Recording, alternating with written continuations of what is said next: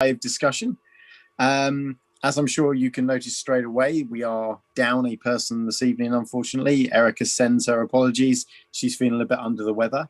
That has unfortunately changed our scheduled program for this evening. We were planning on discussing two topics, HIV/AIDS and voting systems. Unfortunately, Erica was the one who was coming to discuss HIV, had done all the research on that. So we're going to put that off until next time. And we're just going to have a sort of slightly shorter evening this evening where Sam is going to be talking about voting systems. So I'll just introduce Cambridge Skeptics. Cambridge Skeptics is a not-for-profit community organisation which has the mission of promoting skepticism and critical thinking skills across a variety of public engagement systems. We're currently just doing these YouTube videos, but usually we do things like Skeptics in the Pub events and stuff like that. My name's Andrew, and with me this evening are Sam and Chris. And yes, I mean, that's really all it is for the introduction. So I'm going to hand over to Sam, who's going to give us a quick talk on the various merits of different voting systems, something which I believe he's become quite passionate about during lockdown. And then we're going to have a discussion about that. And if you have any comments you'd like to add, please put them in the chat. I will keep an eye on that. And if you have any questions you'd like to ask Sam, put them there and we'll try to answer them. Okay, over to you, Sam. Right. So, yeah, I realise this is probably not what we would consider a kind of normal skeptics topic of conversation.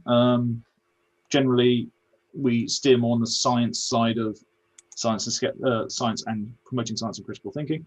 But one of the things I've done in lockdown is essentially sort of try and sit down and look at my own political views and basically kind of ask, actually, are they justified by the science? Are they, or are they something that I've sort of collected as I've gone through life? And it's been a very interesting process. There's been a fair number of things that have turned up, I've looked around and seemed to be supported by the evidence. And then there's a few things where I've been hit for six, where I thought it was going to be a sort of a relatively speaking, quick check. And then I've turned out to be dead wrong.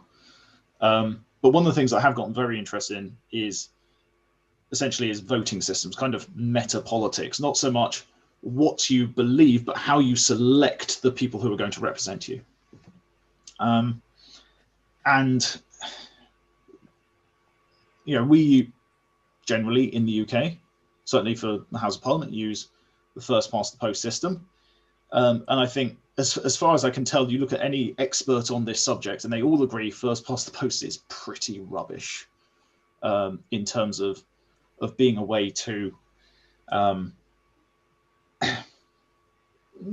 way for the people to exercise their will in terms of who should be governing them. And there's a number of areas where there's a number of axes that I think need to be looked at when you're kind of reviewing whether or not a voting system is good or not. And then there's a number of areas that that we can sort of check each voting system against. So the first one that usually comes up is proportionality.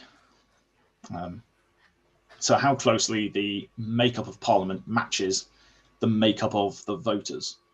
So if 50% of voters nationwide vote for a particular party, does 50% of the members of Parliament, from that party, as an example.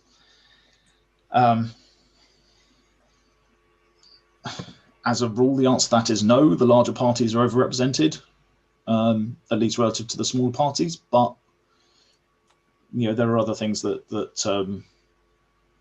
can influence that as well. So a relatively small party that only runs in a certain region tends to be far more prevalent than its national share of the vote would suggest, partly because it's not nationwide. So in the last UK election, the Conservatives got 44% of the vote, for example, but 56% of the seats. Labour were pretty close, 32% of the vote, 31% of the seats. Lib Dems got 12% of the vote, but only 2% of the seats. And so there you've got kind of the three different areas. Lib Dems massively underrepresented in Parliament, proportionate to their national vote share. Conservatives overrepresented. The SNP, small national vote share, high number of seats, because they weren't looking to get elected in most districts. So if we were to try and increase proportionality in our voting system, how would that affect those regional parties? I think it depends on how it's done. And there's a number of different voting systems that have different approaches. I think that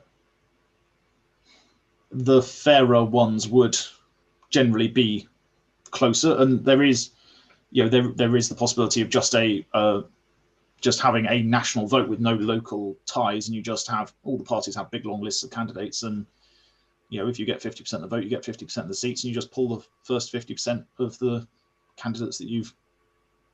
So regional parties wouldn't have much of a shot in that sort of system? Well, no, they'd have as much of a shot in that, if the SNP were to get half of the vote in Scotland, and Scotland had 50 seats, has about 50 or 60 seats, then they would get half of those seats, because the seats are allocated proportionate to population already. So if they're getting 50% of the vote in the area that they're that they're campaigning in, then you would expect them to get 50% of the population of the area they're campaigning in. Same with Plaid Cymru or the Northern Irish parties. So it sounds like actually proportionality would reduce representation for small parties, and it would pretty much wipe out independence then. Independence in terms of the people standing without a party. Yeah. Oh, yeah. Independence would be in serious trouble. I think that's fair to say. Smaller parties, I don't know that small parties necessarily would suffer, because it's ultimately with the current first past the post system, you're trying to you have to get more than anyone else in your area. Whereas if you're just trying to get we've got 635 members of parliament. If you're just trying to get at least 1/635th of the vote, that's an awful lot easier to do at a national level than it is to beat any of the other parties at a local level. So I suspect that the smaller parties would get more representation. Actually, no, I'm confident they would get more representation. The large parties get less representation in a completely proportionate system. But that suggestion does sort of work against what's seen as one of the other key factors in a voting system, which is essentially local ties. So basically all countries include at least some level of local representation, which is to say that you have a representative who looks after the area that you live in, and who is responsible for championing the issues that are important to your local area at a national level. And so at the moment, that's our MPs, but there's lots of different systems. The next most common, after essentially a single region with a single candidate, is probably some sort of mixed voting system, whereby you have local candidates, but then you also have national candidates who kind of make up the numbers and who aren't attached to any given constituency. So this is New Zealand, for example, uses this setup. And could you potentially do proportionality at a sort of local level as well as a national? So if you had more MPs per region, so say we had 10 MPs for Cambridgeshire, where we are, you could potentially then have proportional representation there. So you'd have, I don't know, 5 Conservative, 4 Labour, and 1 Lib Dem MP, and then from that you'd have the proportionality represented up the chain as well. Yes, yeah. So one of the probably the best way of balancing those two seemingly diametrically opposed factors is, this kind of multiple representative constituency, where you have one area that sends multiple people to the national parliament. They're still connected to the local area, but it is a larger local area. But at the same time, you get some proportionality. So rather than a winner takes all, highest largest party wins, you actually start breaking it up. So if you had 3 constituencies that were, say, each voting 2/3 Conservative, 1/3 Labour, you merge them, you end up with 2 Conservative members and 1 Labour member, rather than 3 Conservative members. In that scenario, if you've got some sort of way of voting them off against each other. So that is essentially the probably the strongest way of balancing those two. Those two forces, at least the strongest one I've found. Okay. One of the other issues, as I see it, is especially around where I live, is it pretty much doesn't matter who I vote for. Conservatives always get in. So how do sort of safe seats, I believe they're called. How do they come into play? Yeah, so that's the kind of the next one is kind of voter choice, and I think that works. There's almost two different avenues there. So one of them is your vote always counting for something, and the other one is you being able to vote for someone you're actually aligned with, rather than the person who's sort of simply closest to you but all pretty distant. So on the safe seat side of things, the having multiple members being sent from each area reduces the likelihood that actually your vote's not going to have a say. If you have 5 constituencies that are all 80% for one party, well, actually, you merge them together, there is 1 seat that is up for grabs.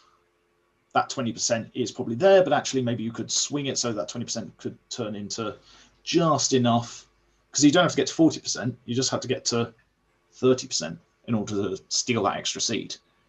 And so the boundary for a seat changing hands drops, I think. But it also worked kind of the other way a bit, in that many of the other seats end up being relatively locked in, at least on a party level.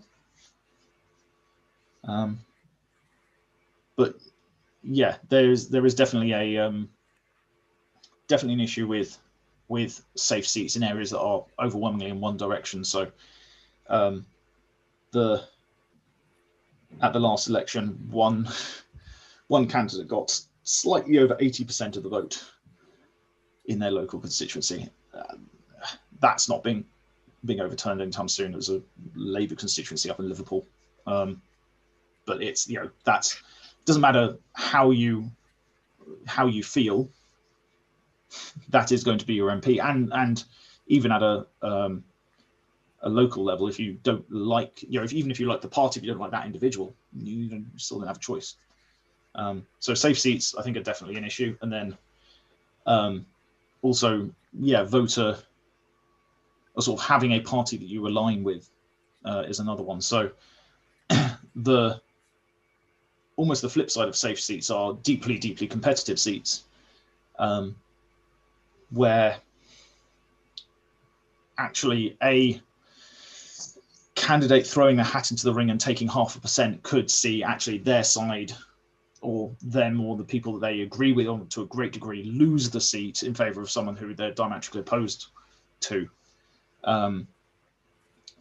So this is called the spoiler effect, where actually a new party crops up in a particular area, steals votes from the parties nearby, and ends up actually promoting the interests of the parties that it's opposed to, because by splitting the vote under first past the post, they actually help the opposing parties to get in, because they're stealing votes off the other parties near them. So I think that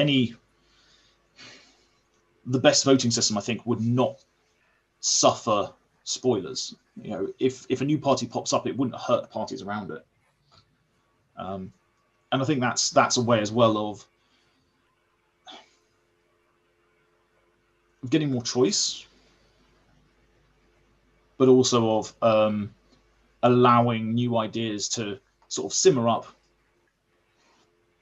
kind of percolate around, get batted back and forth almost by the public and by the media, and then either establish themselves or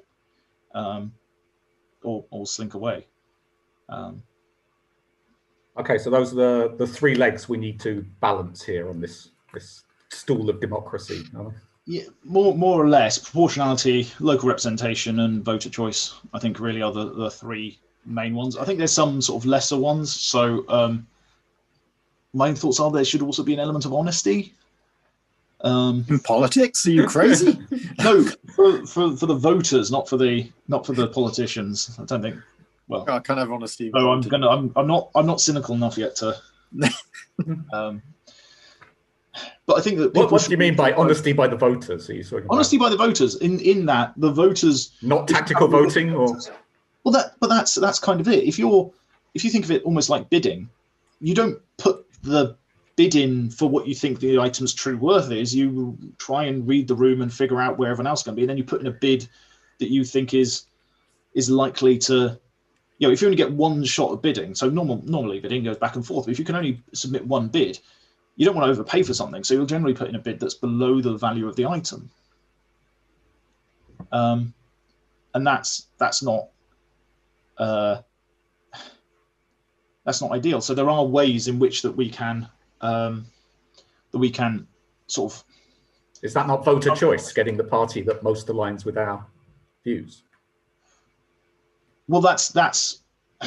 I think there's a difference between having the party on the ballot and voting for them. I think so. I think that the if you have a system, basically, I think any system should, or any good system, should allow parties to come onto the ballot and should allow people to vote for them honestly if they think they're a good idea, even if actually their likelihood of getting elected is very small. Okay. So basically, I suppose what I'm thinking is you shouldn't need to be thinking about what everyone else is doing when you are voting. You should be able to vote honestly. And then if it turns out that you're that the area you voted for, the people you voted for haven't got enough support, you shouldn't be punished for that. And the sort of the parties that you support shouldn't be punished for that. So I think with honesty, yeah, I think honesty. That would come under proportionality then. You could be assured that your vote was going to count for something.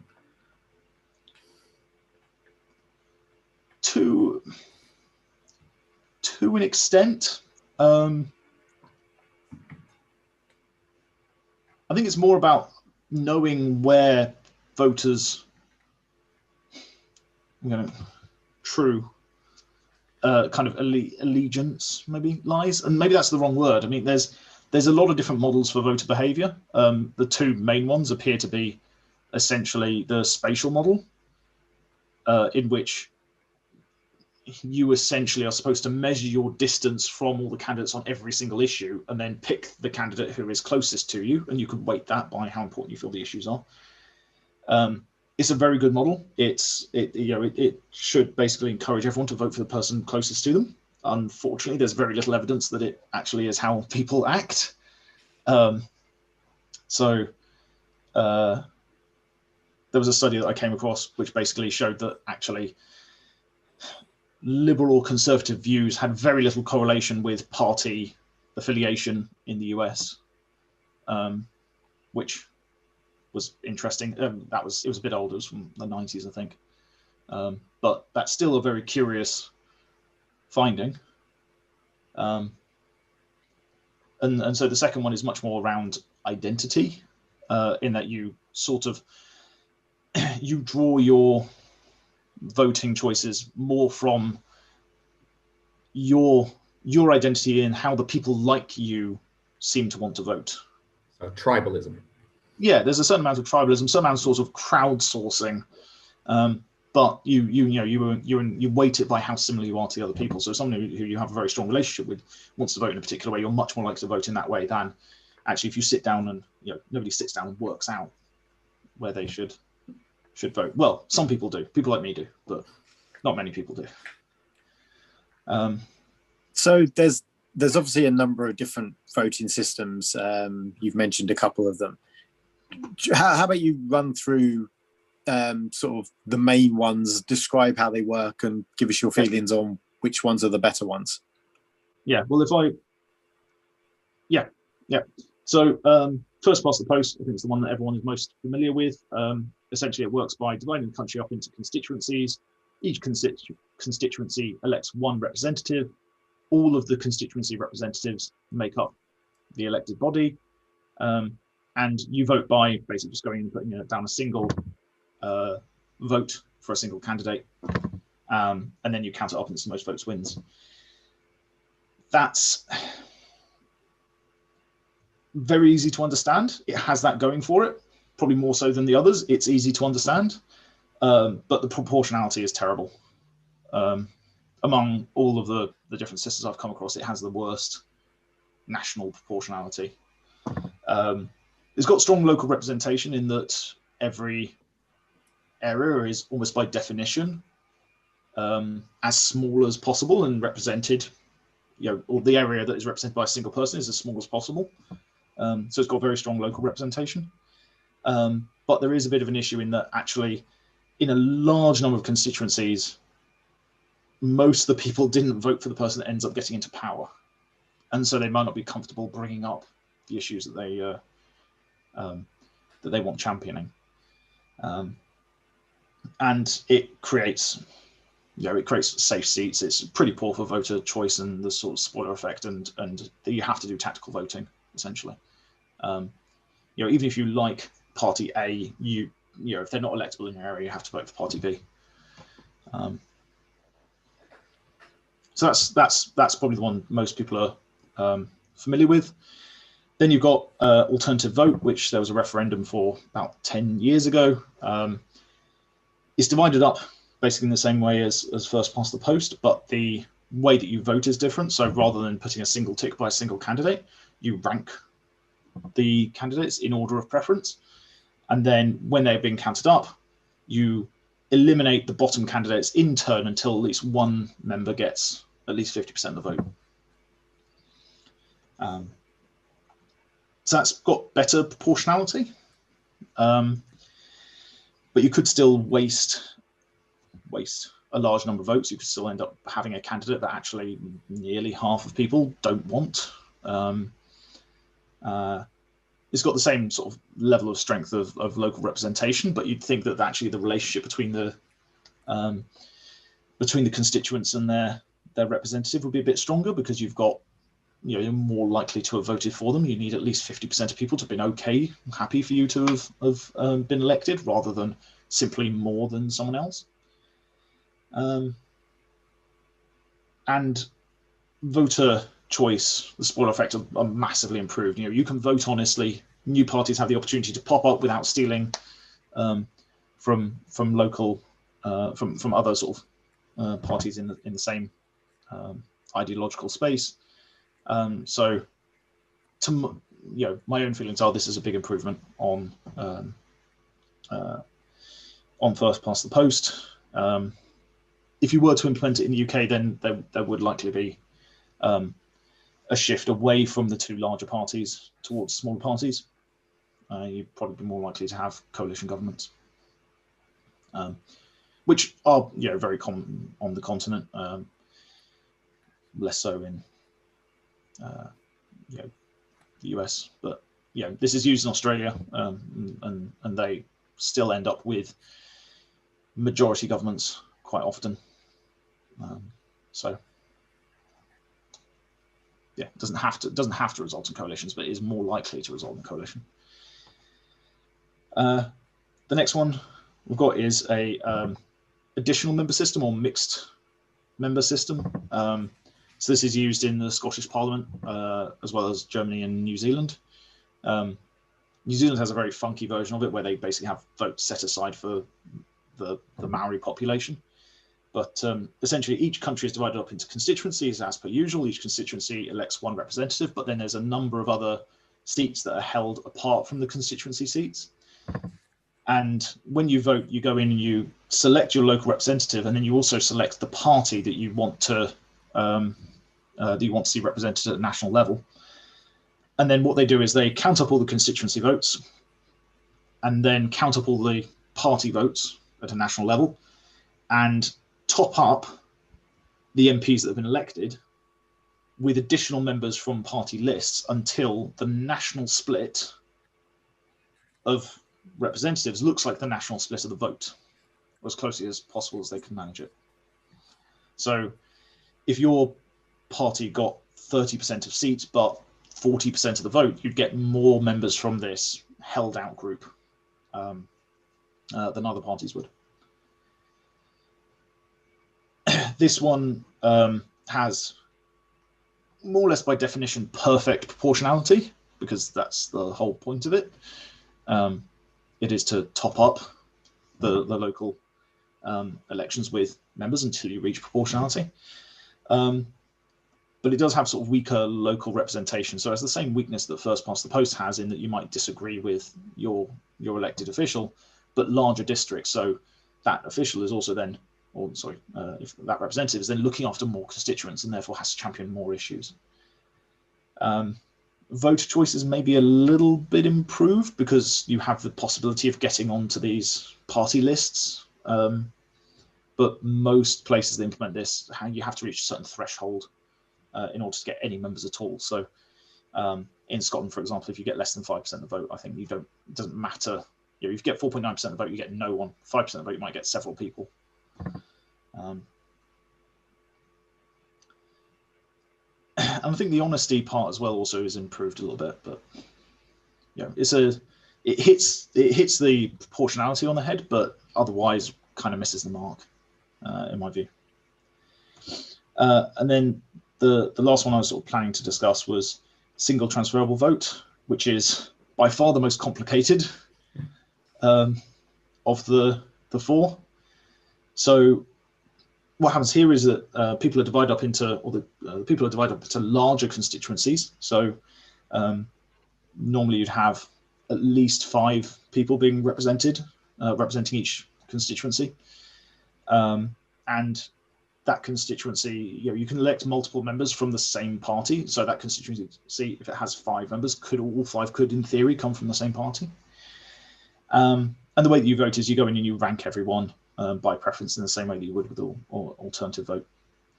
The counting is where the complicated bit gets started. So what it does is it looks at all of the candidates and basically asks, have any of them got enough votes to be elected?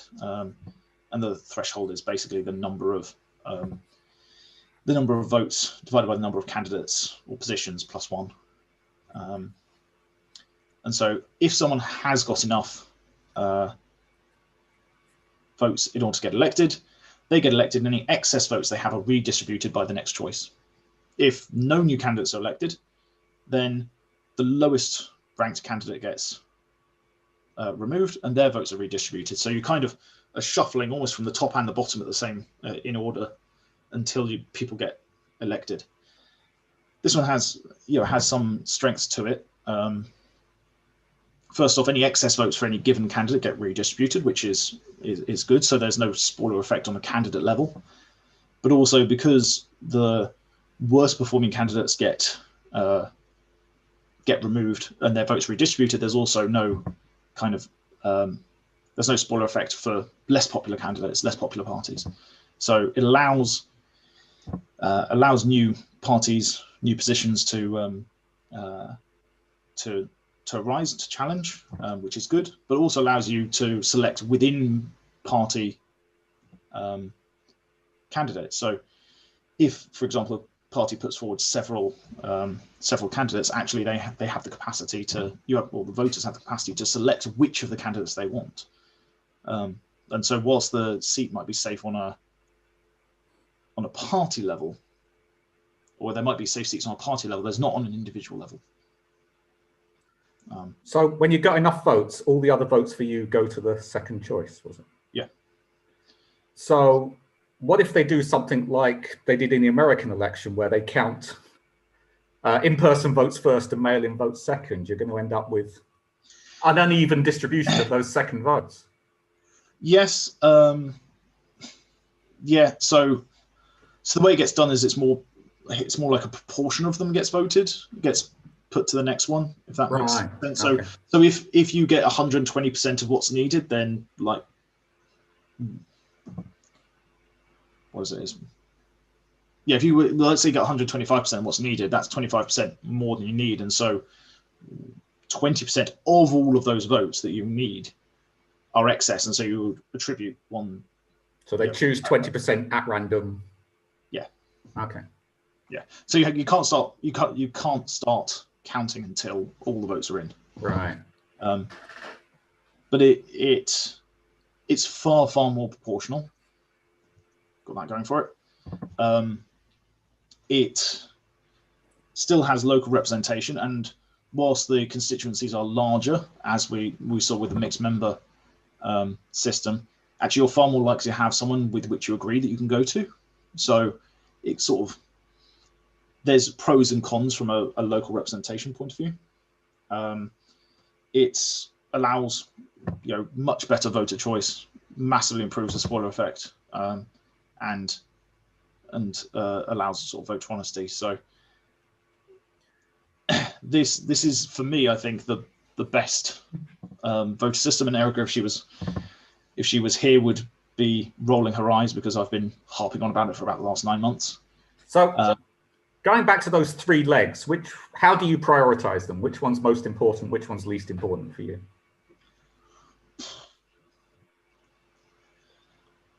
Or are you trying to come up with an equal balance of all three without? I think single transferable vote ranks highest on the kind of the total score on each of those three different axes. It has the highest overall score. It's also the one that seems to be favoured by the Electoral Reform Society, who are a sort of a group of experts and interested parties who want to promote voter reform or electoral reform, as the name suggests. For me, the thing that I'm most interested in is the voter choice side of things. I think that the proportionality, so long as it's not unduly focused towards the extremes, I'm not too concerned on a personal level. Like I don't think that the current setup is really. And the local representation, again, I think that's not going to go away. There's some, it's better or worse, but no one's proposing a system where there isn't any. And I think particularly as sort of our media has changed, there's been more and more focus on, I think, party leaders and less focus on local representatives. And so that local connection probably has less importance than it used to. So for my own choices, that I would focus on the capacity for new positions and new parties, and for the voters to have the choice of an actual party they actually agree with, rather than the lesser of two or three evils. Because I think it's certainly the anecdotal evidence that I sort of collected ahead of the 2019 election was that nobody was particularly excited about the candidates, nobody that I was coming across. And if you have a look at voter satisfaction surveys, how happy are you with the government that you chose? That's also pretty poor right now. And so it would seem that basically people on the whole don't seem particularly happy with the options that are available to them. And so something that allows new options to pop up, new ideologies to appear, I think is for me is probably the first among equals. Coming into this, I thought proportionality would be the most important for me, but I think you've convinced me otherwise. I think voter choice is definitely first among equals. So hypothetically, and you've kind of already answered this, let's imagine one of the Cambridge Skeptics community gives us an incredibly large donation and we can buy our own island, and we decide we're going to set up our own system of voting. Are there any aspects that you haven't mentioned that you've come across that, that are maybe not part of any of these systems that you'd like to see implemented? I think if Sam's in charge of managing the new voting system of our island, what are we doing? It would be single transferable vote. I think And whose vote would that single vote be? Would that be yours or mine? Yeah, Sam's. I suppose the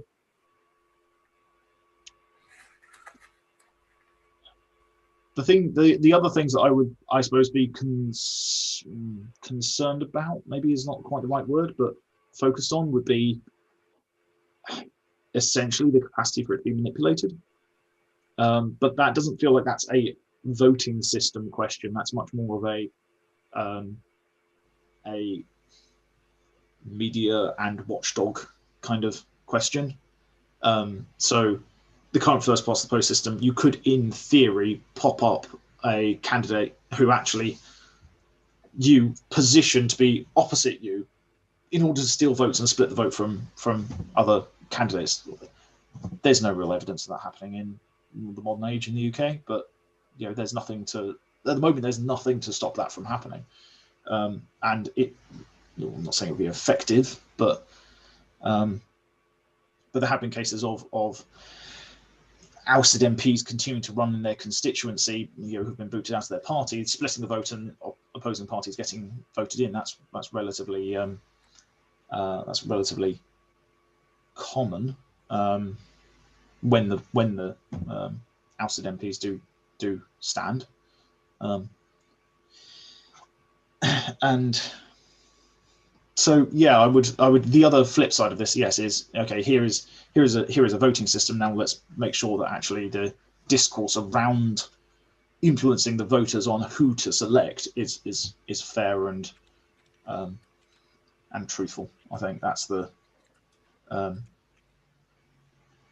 other flip side of things, but that's not something I was intending to go into really here. So I was away in 2011 and missed that whole referendum. So what went wrong? Why did we not choose to change the voting system, and how do we stop that happening again next time? I don't know. I mean, I was at uni, so I was 20 or 21. I voted against it actually at the time. Oh, it's because of you. Okay, that explains it. Well, no, it was a pretty it had a pretty poor showing. I think that my own instinct, and I haven't particularly looked into what it would take, because we haven't had like really substantial voter reform for several decades. I mean, if you want to call giving women the vote the last like major voting reform that we had, it's been coming up on 100 years, 90 odd years. So I don't know what it would take, but my own gut instinct is that it needs to be something that's either apolitical or cross-party, because the last one certainly I felt that there was it was something that the Lib Dems had foisted on the Conservative Party as part of the coalition agreement, and that they wanted it because they thought it would benefit themselves, and no one else wanted it because there seemed to be a great fear of coalition governments, or at least I mean, that's what I remember from 10 years ago anecdotally. I don't know whether that is the case. I think the biggest problem with single transferable vote, which I've said would be my preference, is it's much more difficult to understand than the others. It feels kind of grey and dirty. Now, if you can say, if you can get it into everyone's head that you put down the people you want in order, and they are more likely, you're more likely to end up with one of the people in your preferred list than getting in, at least one, than having no one that you like. I think there's almost divorcing the how do I vote from the how is it counted side of things. How it's counted is complicated. How someone votes is very simple. So I think if that was, if we were looking to get it, get the voting system changed, that would have to be the message. Is it's really easy for you to decide, and we can explain the process, and you can see it working in action. but it's difficult for someone just to talk about how it works, because that is complicated. That is difficult to visualize. Okay. Well, thank you very much, Sam. That was really interesting. I think we're going to draw it to a close this evening now. Just quickly mention the next one. The next one is going to be on Star Wars Day, May the 4th, 7 p.m. And assuming Erica is back with us, she's going to be talking about HIV/AIDS, the history of that. And I'm going to be doing a talk on conspiracy theories. So I hope you can all join us then. So I'll say good night and see you next time. Thanks, Andrew. Thanks, Chris. Bye.